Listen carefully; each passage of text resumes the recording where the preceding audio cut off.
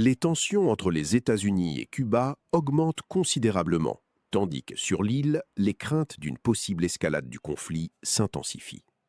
Selon une analyse de CNN, les autorités cubaines ont commencé des préparatifs d'urgence et des plans de défense civile, alors que la population fait face à une grave crise économique, à une pénurie de carburant et à des coupures d'électricité continues.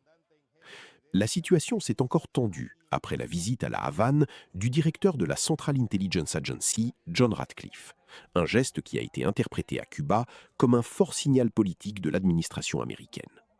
Selon les rapports, Ratcliffe a accusé les autorités cubaines de collaborer avec la Russie et la Chine pour installer des postes d'écoute sur l'île et pour des actions contre les intérêts américains dans la région. Quelques heures seulement après son départ de la Havane, les médias ont rapporté que les procureurs fédéraux américains examinaient la possibilité de porter plainte contre l'ancien président cubain Raúl Castro. Un tel développement est perçu par les autorités cubaines comme une escalade dangereuse qui pourrait conduire à une rupture complète des relations diplomatiques.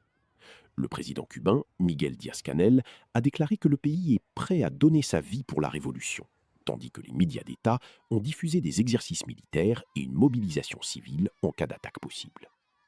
Dans le même temps, la population est confrontée à des conditions de vie difficiles. Les hôpitaux signalent des pénuries de médicaments, tandis que les coupures d'électricité durent des heures chaque jour. Les autorités cubaines ont également distribué des instructions aux citoyens sur la façon de se préparer en cas d'attagression militaire hypothétique, recommandant de stocker des aliments et des articles de première nécessité. Cependant, jusqu'à présent, l'administration américaine n'a pas déclaré publiquement qu'elle planifiait une opération militaire contre Cuba.